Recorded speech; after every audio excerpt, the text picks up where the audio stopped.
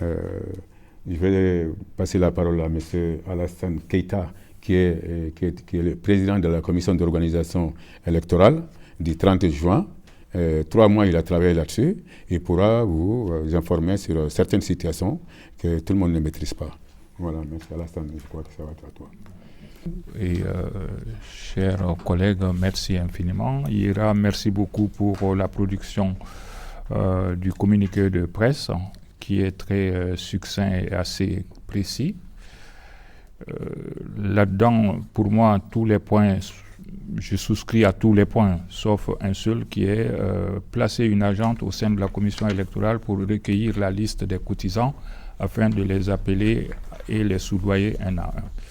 Je mets des réserves sur ça en tant que président de la commission, pour la simple et bonne raison que quand la commission a travaillé, la première demande des candidats, c'était de leur donner la liste des candidats, la liste des associations pour pouvoir faire un travail de communication afin de recueillir et les sensibiliser à venir s'inscrire et être à jour de leur cotisation pour pouvoir participer au vote. Donc ils avaient déjà les candidats, c'est à leur demande que cette liste a été fournie. Et Dieu sait que dans un premier temps, on avait émis des réserves parce qu'on m'avait demandé même de leur donner le fichier électronique. J'ai dit pas question, moi je donne un fichier support papier.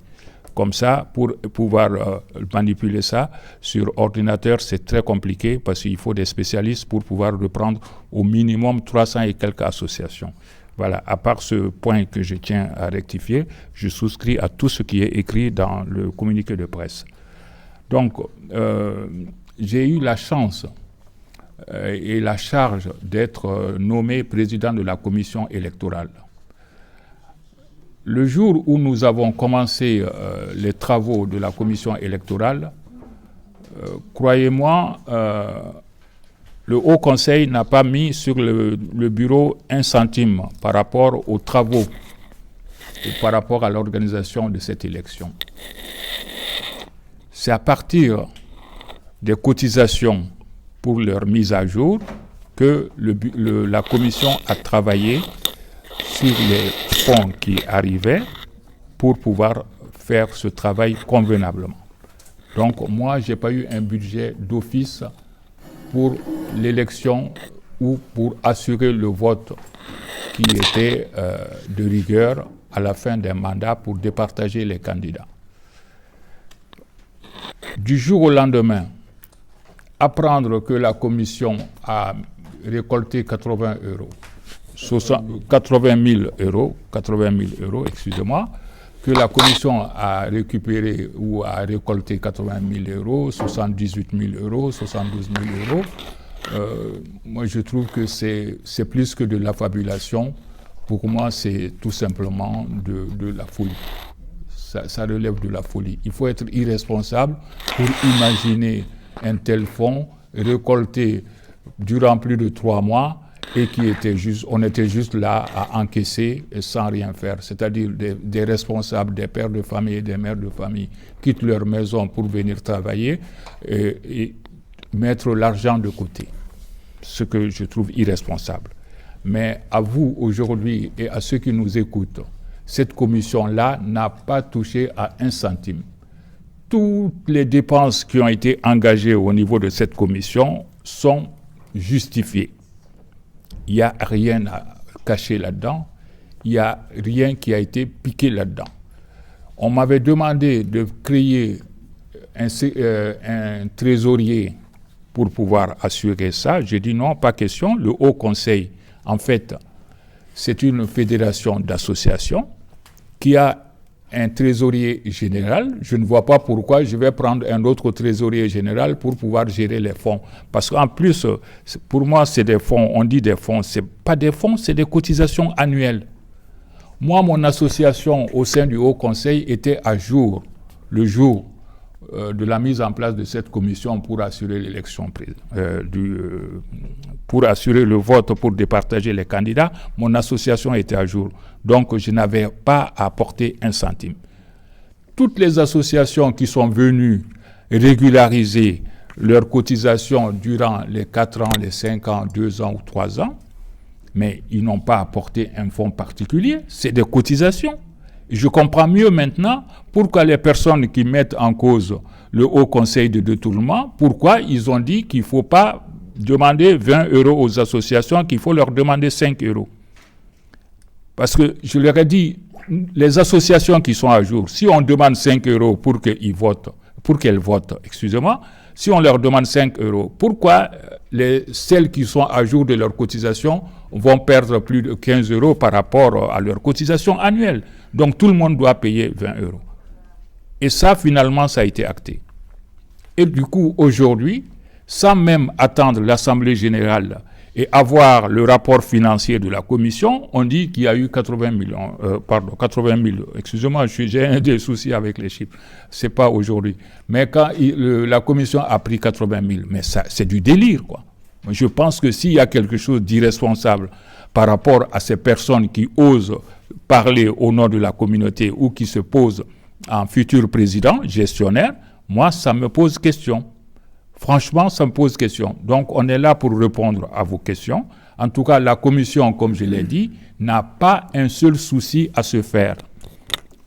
Elle a travaillé en équipe de cette personne qui a été actée lors d'une réunion du bureau et le PV de cette réunion existe et il n'y a pas eu une personne là-dedans qui a été rejetée. Il n'y a pas eu une personne là-dedans qui a été ajoutée. C'est ce qui a été décidé en réunion de bureau et c'est ce qui a été maintenu du début à la fin de la commission. Mais encore une fois, mesdames et messieurs, en tant que président de cette commission, je peux vous assurer que ma qualité de président et la qualité et la sincérité du trésorier général qui a toujours géré les fonds du Haut Conseil, moi, cette confiance-là reste intacte. Et je n'ai rien à cacher à la communauté, je n'ai rien à cacher aux associations qui ont payé leurs cotisations. Notre rapport est prêt et il sera présenté en Assemblée générale élective. Donc, on est là par rapport à ces doutes, ces questions qui peuvent être interpellées, qui peuvent être posées, pardon.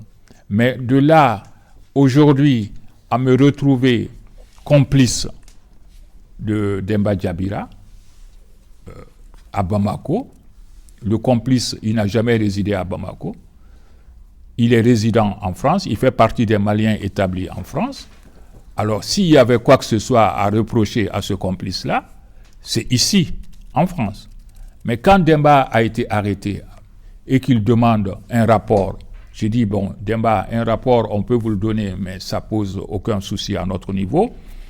Parce que vous êtes dans le besoin, on vous l'envoie. Mais si c'était qu'à moi tout seul, vraiment, je ne vais pas vous envoyer un rapport parce que ce rapport-là a sa place en France et non pas à Bamako. Très bien. On a envoyé le rapport à Demba. Le lendemain, qu'est-ce qu'on voit? On n'est plus malien établi en France, on est complice de Demba. Voilà. Vous me demandez une attestation sur l'honneur, on l'envoie et on vous transporte en complice.